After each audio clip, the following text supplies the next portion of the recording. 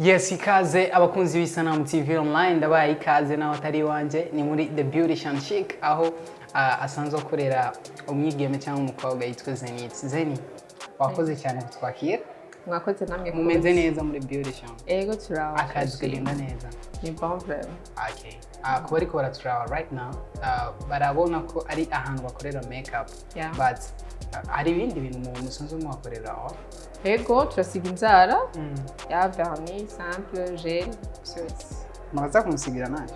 Nta kibazo. Hariho vernis z'abahungu by the way. Oya sinibaza yuko zijya zimeze nk'izamazi. Zijya ni siz'abahungu. Aha nama mbona ari umuntu maze kubona yisize umuhungu. Kugira nyene zise neza kumezaka. Okay. Apart yo gusiga inzara na makeup, je ndashaka kumenya The Beautician ni iryo zina ryaje riva he kwanza kubera iki The Beautician Chic? Izina nariyumviriye en fait nari nkeneye ikintu kiri unique. The Beautician. Yeah. Urumva niyumvira nani nk'izina amazina hariyo za Shea makeup, hariyo Lenga makeup, hariyo Fake House makeup. Cyane yumvira ati nanje ngize Zenith makeup nico gitandukanye n'icabandi kuko ndakunda nyene ikintu ciza kandi nisangije. Rero ndaraba by the way barakunda kumbwira ko ndi myiza. Chamugara ati why not The Beautician? And nivyo ntibabesha. Yes. Kubera iki none cyagiye mu Cyongereza hama chic iryo chic niyo mu Faransa ya? Ouais, chic ni ikintu kiri chic. Mu Faransa ariko. Ouais, ni Faransa. En fait izina ni Cyongereza ni Faransa. Okay, akazi ka makeup tumenyereye abakobwa kenshi umwanya wo kwitegura bagomba kuja ahantu, umwanya wo kwitegura niwa ari myinshi gusumba umwanya wo kwambara like uvuga ati no munsi nambara kuno batebera cyane mu kiyo. Niyo idea yavuye yo gutanguza icyo kintu cyawe cya The Beautician Chic? Oya, si kubera guteba, en fait ndakunda gucapa. Urakunda gucapa? Ego. Ndari mfise passion kuba umu artiste. Na créer hari ngaha ducape. Haraciye igihe bisa nkuko singicapa neza nka kera. Waracapa cyane neza mu ishuri? Ego. Wigiye wiki? Génie de science. Science. Muri uni? Uni nayo ndiga. Nayo uriga? Mugabo uzoyiga? Ego nzoyiga. Okay. Wize science hama ukaba uri kurakora akazi ka makeup artist, yeah? Yeah. Ni ibintu wibona ko before ukiri ku ishuri cyane? Oya, sinabesha. Sivyo nibona ko. Le fait yuko nize science, nuko ndakunda. En fait nafise icyumviro cyo kwiga management, ku managing. En fait nibona muri ibyo. Mugabo nibi nico kimwe kuko nibyanje ndabimanaging. That was my dream. Okay. What is a makeup? Ni jambo limwe. Makeup bisiguriki? It's lightening you. What I tell make up. You understand? Yeah. Wow. Okay. Mu bakiriya usanzwe uronka ngaha abenshi baba ari abantu bakuze cyane n'abantu bakiri mu rungano rwacyo? Bose baba. Naweza nikasema dunia ishagaendelea. Kuko unaona before watu wazima walikuwa wanaona kama ni vitu by'abajene. Ubu haraza abagore avuga ati bana mwana shaka gusa neza ndafite urubanza. Yeah. Una mpodo wayo. Okay. Yeah. By the way, hari abahungu bavuga ni makeup zironona abakobwa ziratubesha. Nanjye nkaba ndi muri abo.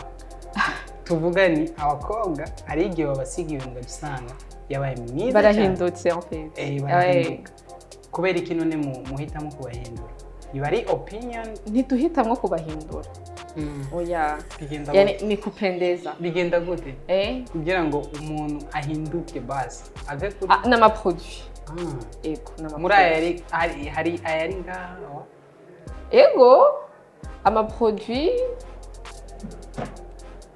dufate nk'iki. Iyi ni foundation. foundation. Yeah, iyi ni foundation. Rero iyi dufatiye ufise nk'ibihe nk'utubuto. Hariyo izo usiga utubuto ntidushe kuboneka. Hariyo umuntu atari comfortable n'amabuto mfise. Aca ashima rero yuko yokwisiga kugira aboneke mwiza de plus. Kandi je nta ngorane yavyo ndabibona. Mu bantu bakunda kwisiga nanje ndakunda kwisiga. Mugabo sikunda kwisiga byinshi. Lakini napendaga tu nionekane mzuri. Yari ni huli katu ya mwanamke. Hariyo igihe mugabo usanga uraronsa umukiriya arabwira ati bana nshaka ko umpindura mpinduke buri muntu wese aza kumbona. Ego barahari. Urumva dufate nk'abadiplome ashaka kuvuga ati ndakeneye yuko bana mpagurutse babona ari jewe nyene. Urumva ndi unique. Tumukora nkuko abyifuza. Okay. Umaze igihe kingana guterera gukora kano kazi? Like 6 mois. Natanguye muri janvier. Non. 10 mois. 10 mois? Ouais. Je me suis natanguye muri janvier. Usigaje imyaka amezi 2 uje mu mwaka umwe. Wow. Mugabo nari sanzwe nisiga. Kandi nsiga apana gutyo officiel. Usiga abagenzi. Muhira gutyo. Nkisiga jewe. Voilà. So far ugerageje kuraba aho watanguriye. Utanguye ni the Beautician Chic. Naho ugeze matunda yapo? Ndiyo yapo. Sababu aho nari siwando. Wow, congratulations by the way. So gira ko tubwira ukuntu byitwa ibintu nga je navyo nzi nama ndabibona nyene mu bikoresho. Izi ni brush. Yeah. Lakini tunazizoea like brush. Everywhere wanatumikisha jina brush. Izi rero zirafise akazi kazo. Nk'iyi irasiga foundation. But at the same time na sponge. Yeah. Ikora iki? Inapaka makeup. Inapaka foundation. Yani ile unakutoa nimbo mazikuona ma video. Voilà. Nako bakoresha. Mugabo naka is the same things. Bitandukanye? Aka kana sambaza vizuri. Iyi inaiset. Inaisetting. Okay. Izi zindi? Izi zindi irasiga fond de teint. Vuze fond de teint uratawa. None iyi niyo bitandukaniye. Urumva ni kugira ntukoreshe aka kamwe mu kazi kose. Yani iyi upake foundation, iyi upake poudre, bica bigiye ko ngaha ntibisubira gukora akazi neza. Nanisho gituma batubwira yuko utezo kutwoza. Ni wewe ubipange uvuga ati iyi ni ya foundation. Voilà. Mugabo nuko bimeze. Na benshi. Kuko iyi ntisiga foundation neza nk'iyi. Ehera. Nubona ko ziri conçu ubutandukanye. Urabibona. Gira kutwereka kuri wewe nyene. Voilà. Iyi ra. Urabona? Erabani iri pointe imbere.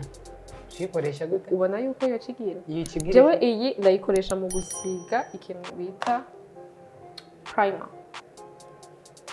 Like iyi niyo itangura, niyo base. Ugomba gusiga umuntu makeup. Ego. Iyi ni base. Urumva cyane. Sanugurura. By the way, hariyo makeup z'abahungu zibaho yo? We, zirabaho. Mugabo ntaho bitandukanye cyane n'iz'abakobwa. Bana kugira ngo bigende neza byinshaka ko nicara ubitwereke uri kuransiga, right? Ibintu byo kuvuga ibintu tutariko turabipratika aho yabihagarara. Ifoko nicara abangirira kan. Nicara ndaba ukumenya. Ntangorane. Okay. Urabona? Wewe urirabura. Ego. Siko. Oh yes. Sinirabura kan. Ntufise inzobe nyinshi. Urabona? Ipo yanje bayita gute? Je tukunda kuvuga ko chocolat. Bon, sinzi ko ari uko nyene ntivyonze. Urabona ko bifise ubutandukanye. Iyi irirabura. Siko. Isa na noir. Yeah. Iyi il est un peu clair. Il est numéro 43 et il est numéro 55. 43, 55. Ego. Izi nimero zica zikora gute? Izi nimero urumva ubuzi 55 ni umuntu yirabura. 43 n'umuntu afise agapo kari clair nka wewe. Okay. Rero ko hariyo ugiye nko muri clip hariyo abakunda kuja muri clip avuga ati ndakeneye kumense neza afise igifresher turamusiga na foundation munsi rero kugira nyene umunsi wose uhereye ariko aragira clip asa neza.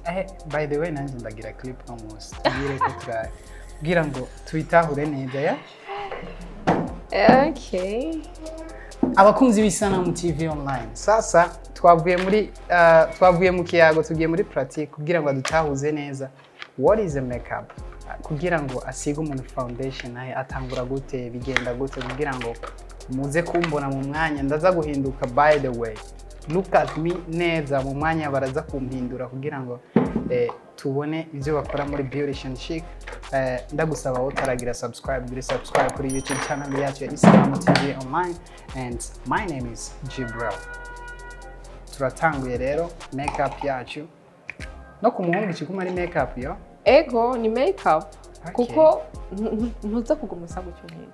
Okay. Hari ikiza konga nagira twebwe dufisi ikindi irindi zina mwabihaye ntari hari worldwide ntari hari like iyi ni primer.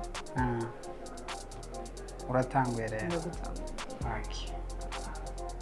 Waza kuiba leo. Waza kuiba. Wataniiba kwa swag.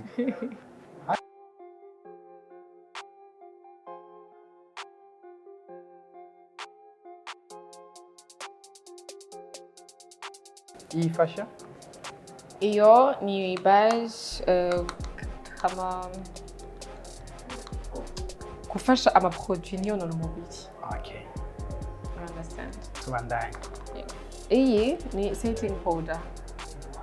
Setting powder. Ego. Okay. Akenshi bakunda kwikoresha mu nyuma. Mugabo jewe ndakunda kuyitanguza after primer. Kuko iyi ukipaka mara nyingi nimegundua kwamba hata ukitoka joto isoka. Nicho gituma nkunda cyane ndayishirako after primer.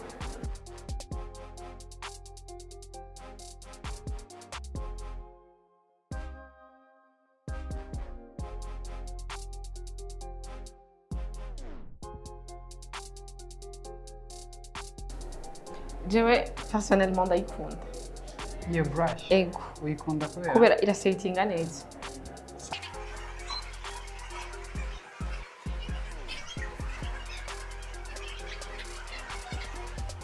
Kushikanga ira. Uko ni pulse? Yeah. Kuna checking imebadilika.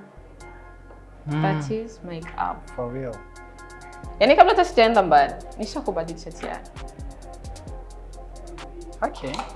Tuandae. Tunaweka na hii sawa. Even wanapenda kusema hivi ni vya kike, sio vya kike. Bikorerwa bose. Eko. Iyo nacho tuyita gute? Cyose ni makeup. Okay.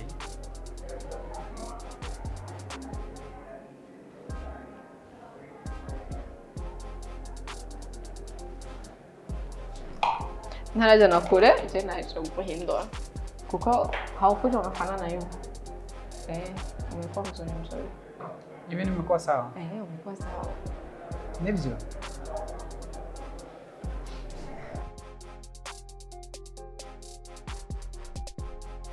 Hiyo ni iki? Foundation. Yeah. Okay.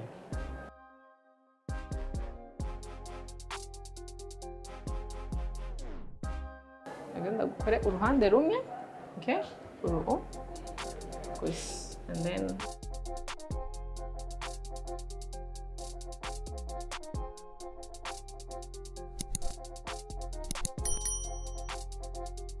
le fait que bitwara umwanya unakuwa uko una set. Nigituma umechelewa kuja nini mama harusi amechelewa. Unachari kwa setting. Ndachari kwa ego. Okay. Icho nicho gitepsa menshi. Ego.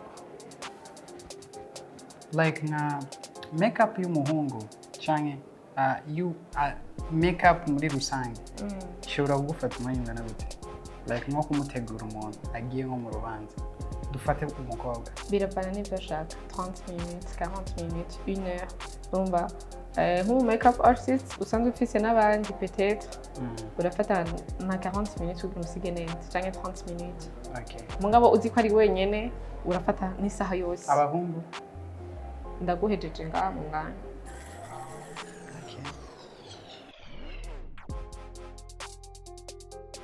Sinzi ko hari amafoto y'abakobwa umaze kubona usanzwe uzi ufise izuru rinini and then izuru rimeze uko. Voilà, nivyo ngoma ndakugirire rero ubone aho vyapfuye.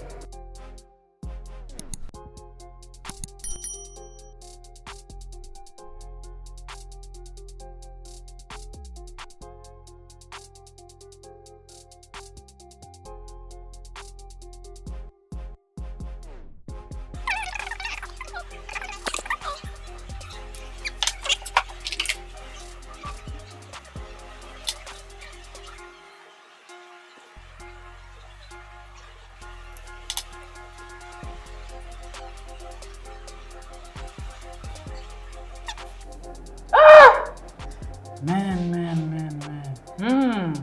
Wabonye aho biva. Kandi umengo ni izuru ryawe. Niko rimeze. Oya, ivyo ni vyo bakobwa ariko yeah. No ku bahungu? None nk'umuntu ari muri clip abashaka nyene aboneke ariko afite izuru rigororotse iki.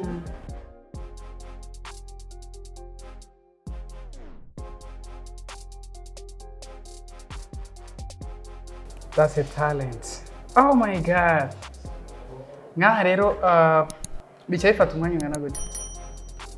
Ntitwara bisa. Kugira ngo bimve ko jewe bifata umwanya ungana gute? Uririrwa umunsi wose. Umunsi wose. Mugabo amaproduit aratandukanye. Hariyo amaproduit y'amapirate umuntu ashobora kugusiga ntibimare na 15 minutes cyangwa 1 heure. Meje ndagusiga ukamara umunsi wose. Umunsi wose. Ego. Wow. Kuko nta mama ndumva aza kunyidogera bigeze wansize nari nsa nabi ku ifoto kuko bitanguye kuva ko ku ifoto bice bisa nabi. Mugabo iyo feedback nayo ndigera ngo. Wow. Nko ku munsi ushobora kwakira n'abantu bangana gute? Ubu ko bahinduye programme y'imanza usanga samedi na dimanche baca baba benshi par rapport yuko byabara bimeze. Uba uri booked cyane? Ego bara booking like 1 week before. Ego. Nije cyane limite. Uri limita? Nije cyane limite. Uri limita nko kuri biravana na programme mfise uwo munsi. Hari usanga mfise n'ibindi cafata okay reka mfate batanu gusa. Voilà cyangwa ibindi canke reka mfate 6 canke 10 urumva bivanye n'amasaha sari ubwete je nziza mu gatondo kare 6h zobe washitse okay ubundi 9h ubundi 10h 11h gutyo barabitsana amasaha. Okay, reka nicare rero ku kibanza cyanje nawe usubire mu kibanza cyawe guhereza. None ugerageje kuraba akazi ka makeup aho kageze nowadays. Ni ikintu ubona kiriko kiratera imbere or not? Cyane. Cyane. Uku benshi baragira makeup. Benshi. Yari isanzwe ihari. Gusa ntiyari bwabe populaire nk'ubu. Lakini navuga ngo naweza nikasema tu ni kama teknolojia tu kuko tuilifika. Sino nka poudre, fond de teint, crayon, twari dusanzwe tuyisiga kuva iyo myaka. Gusa ubu vyabaye navuga ngo populaire cyane. Aka nako nagaki? Aka na uhejeje. Hariho ukuntu sinzi ko maze ku iyi ni spray urumva makeup fix hariyo abantu usanga bavuga ati bashaka wangaye urumva like tugira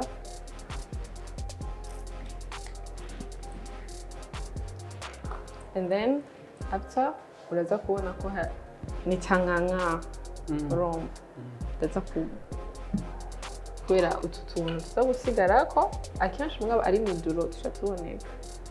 You understand? So hariho makeup yo y'igihe cy'imbeho n'igihe cy'izuba? Kuko niho kuri yajya amaproduit.